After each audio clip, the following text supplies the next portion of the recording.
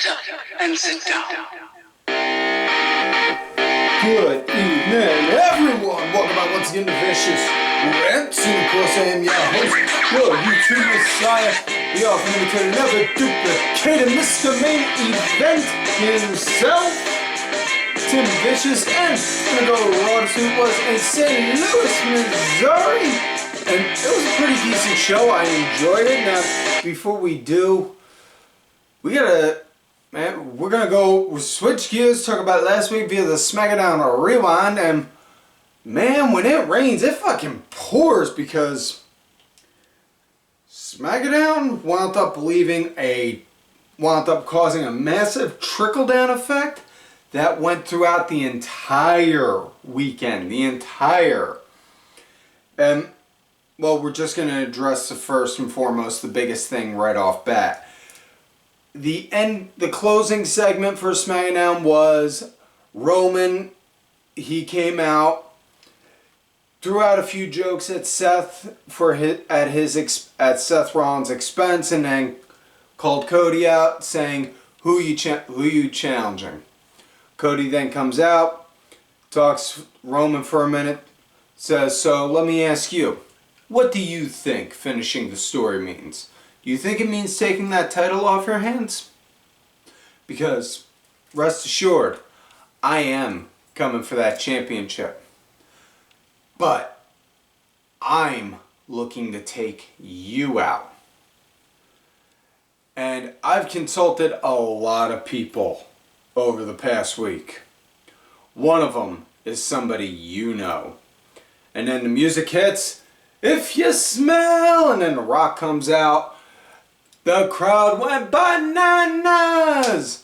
It ended with Rock and Roman just having an epic stare down. Nobody saying if it's going to be Rock and Roman or Rock and Roman night 1 and then Cody versus winner of that night 2, or if it's going to be a triple threat or anything along those lines.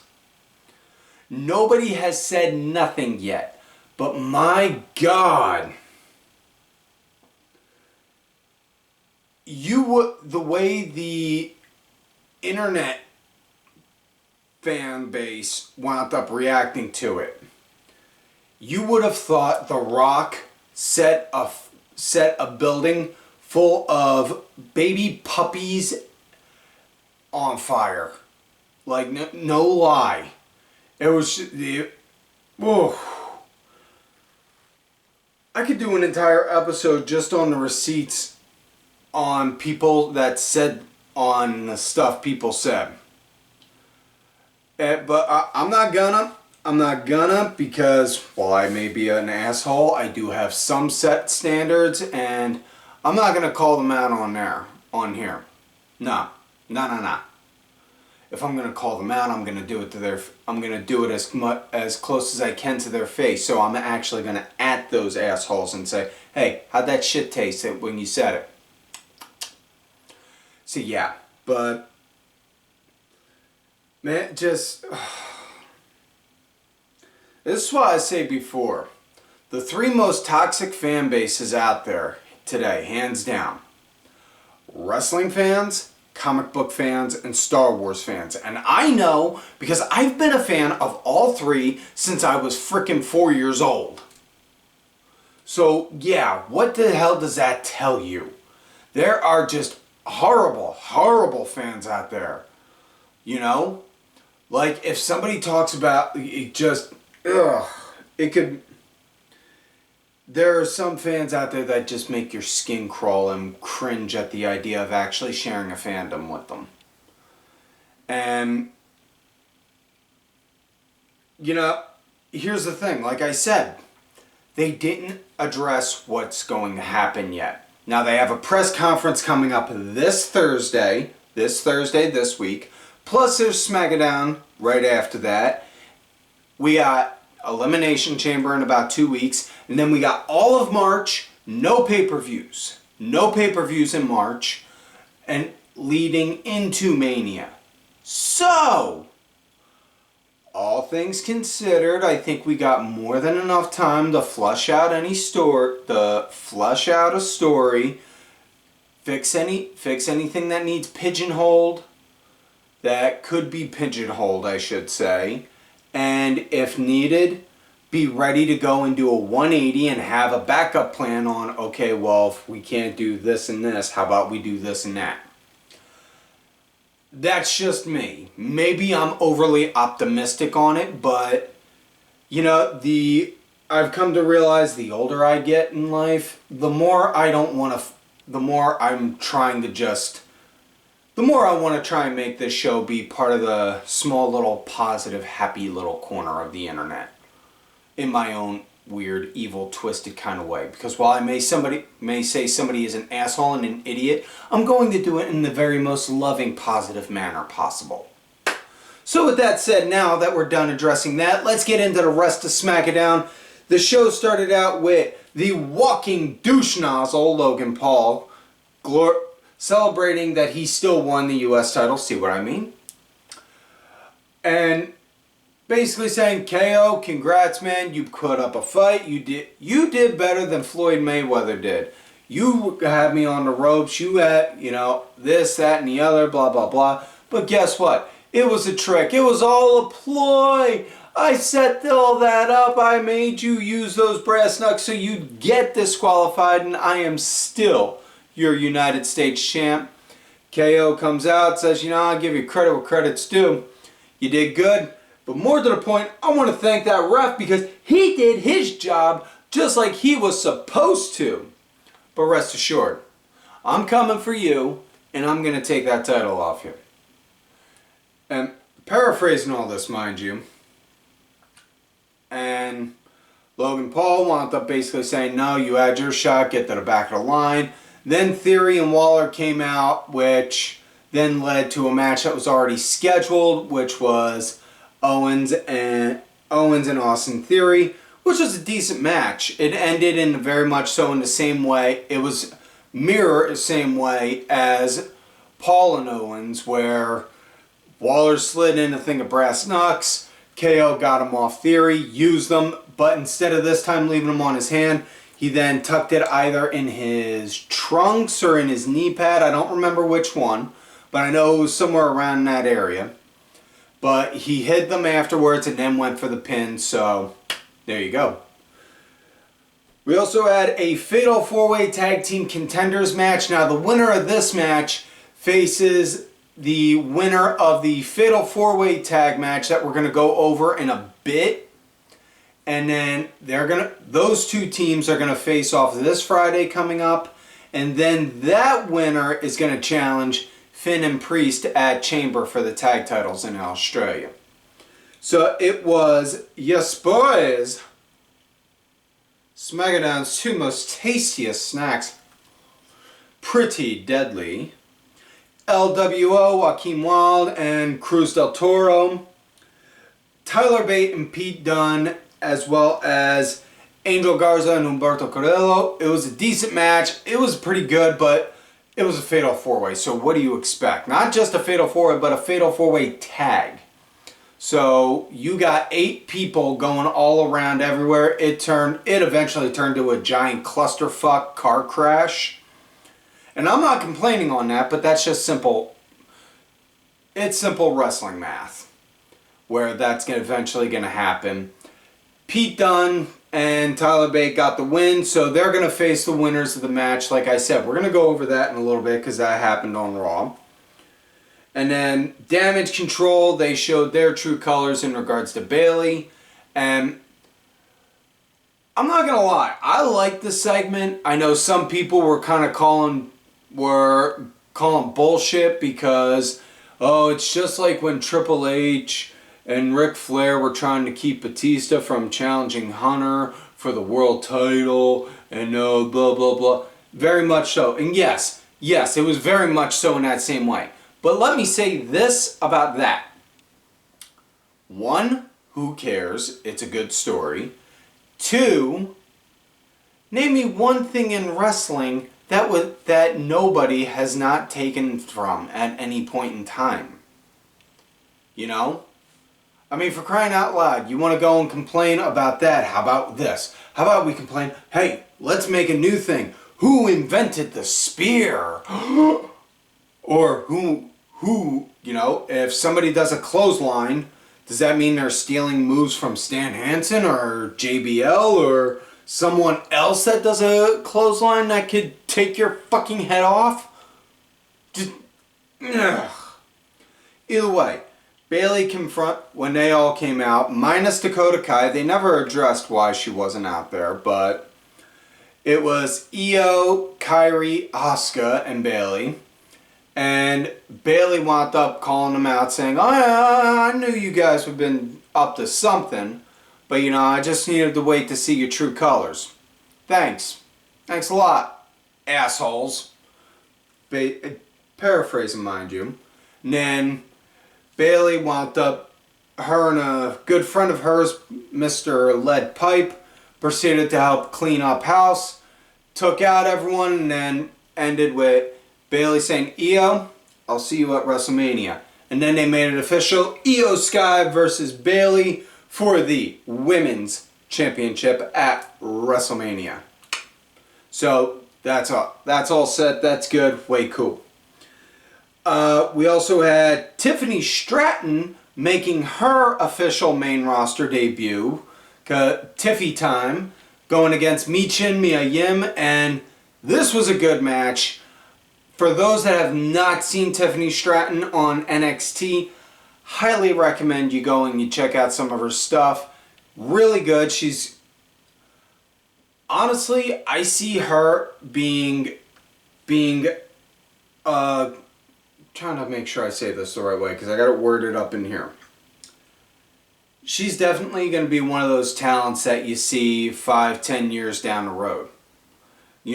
Hustling and working her ass off, showing everyone, no, I'm here, this is my job, this is what I do. Watch me, bitches. And not only that, she does, very much so, like Christopher Daniels does the best moonsault ever. She does prettiest moonsault ever. Really, you gotta see it because it's just really that damn good. I thoroughly enjoyed it. And yeah, that's pretty much it for SmackDown. We already addressed the ending segment, so with that said, now let's get into this week's show. Raw in St. Louis. Show comes out with Seth Elizabeth Rollins because his middle name is not freaking, damn it. And he comes out, first and foremost, first thing I noticed, 1, Seth was dancing, which is a sign of good. 2, he had a knee stabilizing brace on.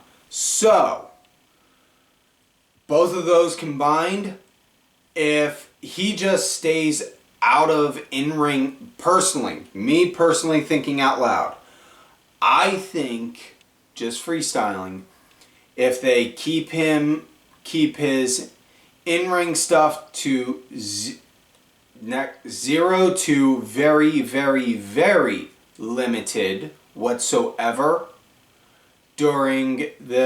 between now and WrestleMania, I think he'll be good enough to go for a match. But Seth wanted to address Cody, find out what the hell was going on because like I said, with the whole shitstorm over the weekend, it turned into a big internet thing of we want Cody for Mania and this, that, and the other. And it was, Cody came out and you could hear, it was like, it felt like I was like 11 or 12 all over again because before Cody could even say anything, the crowd was chanting, Rocky sucks! Rocky sucks! Rocky sucks! Thank God they weren't anywhere near Philadelphia in that time, because if they were, chances are you probably would have gotten a small contingent of the crowd yelling, Dick, after you heard, Rocky sucks dick! Rocky sucks dick! Like that. But either way. Seth confronts Cody like, man, listen, we all need to know. What's your decision? Who you fighting? And just as Cody's about to speak, boom, bagpipes hit, out comes Drew McIntyre, and then Drew is like, oh, Seth, this is supposed to be between you and me. Don't go poisoning his mind. Don't go warping his mind. Cody, Finish your story. Go after Roman. Claim that title that you wanted. Claim that title that your father never won. Do what you said you wanted to do.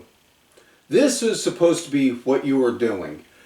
Seth, you were supposed to challenge CM Punk for the title at WrestleMania. He's out, so give me my opportunity. And I hate to break it to you, but last time you fought him 3 times. You lost all 3. And basically it was like, didn't you lose to... And then Seth's like, didn't you lose to me? Every time we went against each other? So, yeah, and then it kind of went like that for a bit, and a little bit of back and forth with that. And then it ended with Drew fighting Cody for a minute. So, yeah. So that was the opening segment. Now we get into the first match of the night. The Fatal 4-Way, which I said we'd go over. So, see, I am a man of my word. It was Imperium, DIY, the Creed Brothers, and New Day. And it was good. New Day was leading at the start with Imperium leading into the break. I gotta tell you, this New Day Imperium feud I really have been digging, just because of the simple fact it kind of brought an edge to them, New Day. Because while we've all liked New Day, you know, they're nerds, they're badasses, but now you're showing that you're badass nerds that aren't going to be afraid to take shit and will fight and will go and kick your ass. So, yeah. It was a decent match. I dug it. After post-break, Woods wound up getting a hot tag in. Started cleaning up some, but very much so what you expect. Like I said, it's a Fatal 4-Way, and not only that, it's a Fatal 4-Way tag. So, 8-man clusterfuck car crash ensued after Woods started cleaning house. All sorts of mayhem and bedlam ensued. Everyone was fun. Everyone was hitting everyone. Bodies were flying everywhere. Saw the Creed brothers. Saw Julius Creed once again showing just on how amazingly athletic this guy is. Good God Almighty. If he was not tag teaming, I would swear he should be the one to go and dethrone Gunther. But he's tag teaming, and I like seeing him in that. So, we're moving forward.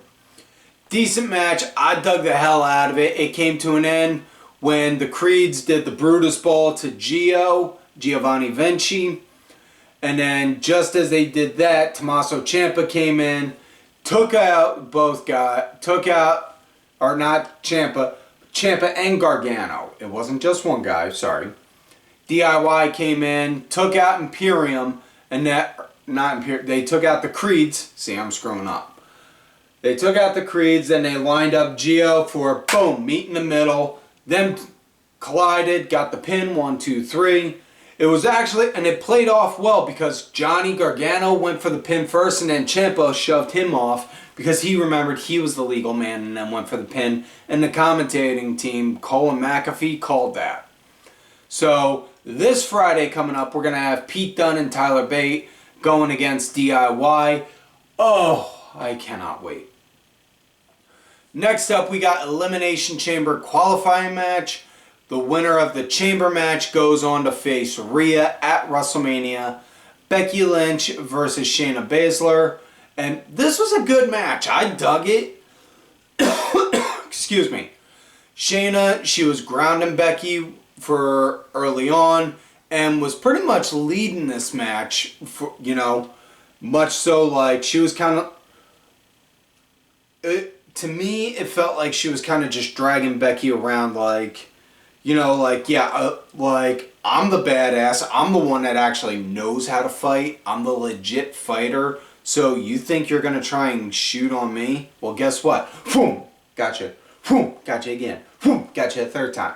Kind of like that. Even though it wasn't like that in real life, I'm just saying, the way it came off, it did, and I absolutely love that. I thought it was great. Becky wound up getting the win by doing a manhandle slam out of nowhere. And next week they announced Liv Morgan and Zoe Stark are going to have an Elimination Chamber qualifying match. So, yeah. Next up, we got mixed tag action. Akira Tozawa and Maxxine Dupri going against Ivar and Valhalla. And, dude, seriously, somebody needs to have a talk with Michael Cole because he's coming off like he's starting to develop a weird antler fetish because anytime Valhalla comes out and she doesn't have her antlers on, he always spaz like, she needs to wear them, she needs to wear them. And then, like, 2 weeks ago, he went on non-stop about on how she was barefoot. Like, okay, dude, listen. I'm not one to kink shame. Far from it. What you like is what you like. But if you're a broadcast journalist, like you say you are, carry and compose yourself in a proper manner. Please and thank you. That's all I'm going to leave that at. So as far as this match went, whew. Boy, there's not much positive to talk about with this. And I try and be a good positive man. I mean, Ivar and Akira were pretty much the meat and bones of this match. And Maxxine, she's had a rough way to go the past couple weeks with anytime she's on TV. I don't know if she's getting enough rounds on the road or what have you, but it's just like, ooh, man, ooh.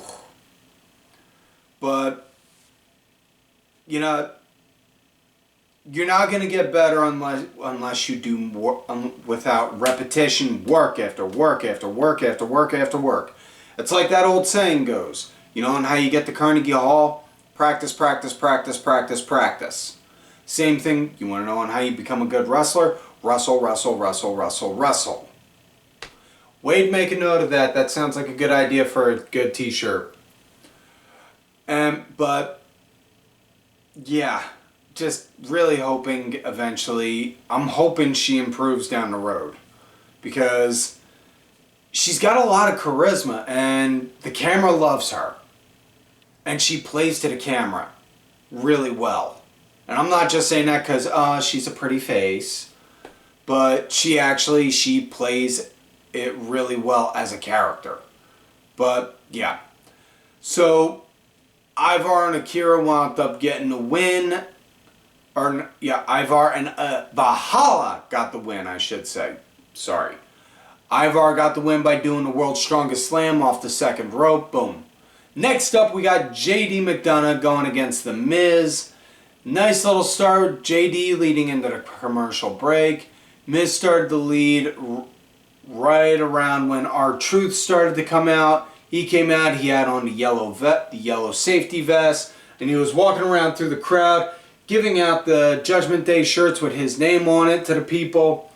You know, and just handing them out to the masses. Here you go. You get a shirt. You get a shirt. You get a shirt. You get a shirt. And if you want a shirt, go to whatamaneuver.net and search for Vicious Rants. Cheap plug. Excuse me. And eventually, Truth wound up getting up to the barricade, put a shirt over Dominik. It wound up going over his head. Didn't put his arms through, so he was kind of like that, like it was like in a straitjacket. Miz gave him a boot, so that took Dom out for the remainder of the match. And then Miz and JD, they worked for a minute. And then Truth got up on the apron and was like, whoa, ho. Here's your cut. Here's your cut from the t-shirts. Pulling out a wad of cash. And JD, alright. Goes, gets ready to go stuff it into his trunks. Next thing you know, Miz, boom, pops him with a skull crusher finale, seeing dollar bills flying everywhere. Count 1, 2, 3, that's it. Your winner, The Miz. Next up, we got Kayden Carter and Katana Chance gunning for a women's tag title rematch against Asuka.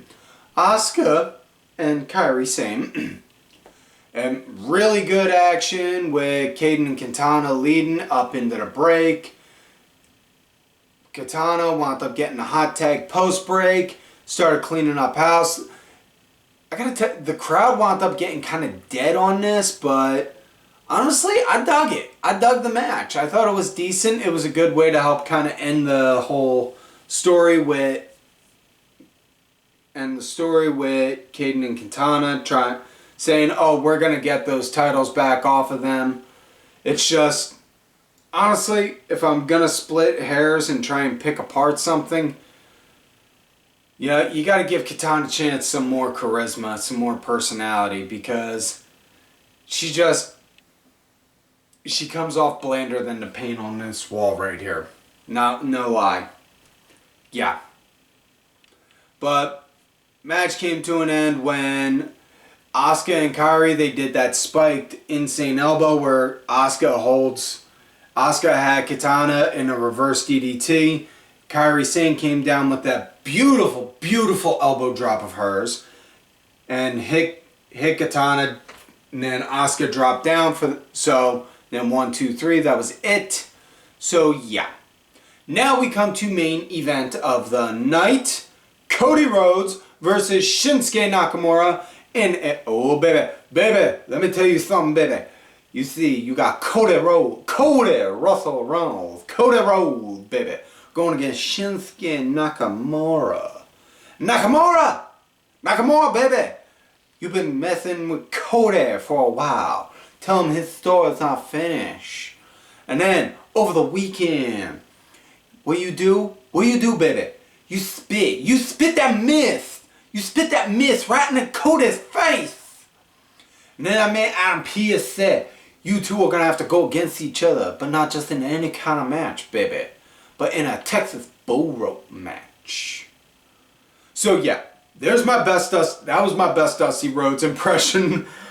I'm pretty sure I'm tapped out for the rest of the year. Maybe if I get some more inspiration down the road, I'm like, who knows. But Cody versus Nakamura in a bull rope match, and like I said, that came to be because they showed over the weekend at a house show, or a live event as they now call them. Cody, he was going in the back, and then Nakamura out of nowhere hit him with the mist, blinded him, and Adam Pearce said because of the conflict, we're going to have a match on Monday, and it's going to be a Texas bull rope match. So yeah. Also, do want to emphasize, I like the little tip of the hat, whether it really was or not, if saying that the rope that they used was the one Dusty used in his match against Superstar Billy Graham. I thought that was a nice little tip of the hat for, if you know that history, then you get the reference. But if not, then it's just then it also works because it's like, oh, that's so sweet. Cody's using the same bull rope. So either way, I think that works. I thought that was cool.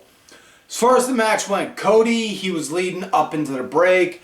Nakamura was leading post-break. Good action with each other. Did not see the rope used like what you would expect, like, oh, trying to whip them, or trying to choke them or something, or somebody grabbing the cowbell and then wham, smashing it over someone. No, it was more so just used as like a whiplash tool to bring someone over to you, and at the ending, which we'll get to in a moment. But outside of those, it was like played out like a regular match, and I liked that. It was different because it's a match with a stipulation, but it didn't play off like, oh, they were so heavy on that stipulation, And a lot of good back and forth up in the closing arc of the match. It came to an end when Cody got hit with a mist, blinded for a little bit, wound up actually feeling Nakamura to go and hit a crossroads at one point, got his eyes cleared up, and then at one point actually got the rope underneath Nakamura, and then boop, split the difference right on him, hit him with a low blow on it, like once or twice, I believe. And then wound up doing a crossroads on him. 1, 2, 3. Cody Rhodes is your winner, but post-match, didn't really have much time to celebrate afterwards. Next thing you know, that dastardly Drew McIntyre came out and beat the hell out of Cody, all to make a point. So if I'm going to make a personal prediction, I would probably say maybe Cody Rhodes, Drew McIntyre at Elimination Chamber. Based off of that alone, but that's just me thinking out loud. But either way, that is it for this week's show, folks. So please don't forget to like the video, subscribe to the channel, go back, watch some of the other episodes when you can. Look for me on the Twitter at Tim Vicious. Also, on that Threads and Blue Sky, John, Tim Vicious there as well. I'm trying to be more active on there. Sometimes I just space out and forget. Thank you to contributor of the show, LFC Lingerie Fighting Championship. There are a little bit of wrestling, a little bit of MMA, and a whole lot of attractive women wearing a little bit of nothing. Thank you. Also, LFC is on Tubi, so it costs $0 to support them, but if you want to throw out a few dollars to support someone, like I said, whatamaneuver.net for some vicious rants, apparel, t-shirts, tees, tanks, long sleeves and hoodies, toddler shirts and onesies as well. Perfect gift for somebody you love, somebody you hate, or a shirt to buy just to give to Goodwill or Salvo so you can keep your stuff. Don't forget to follow these cool ass guys already on Twitter as well. DSB_IV, main event _net, the main event wrestling network account. Sergeant Credit Fans, Free Count Thursday, and Guy 1986. And folks, like I always say, you love me great, you hate me. Fuck you.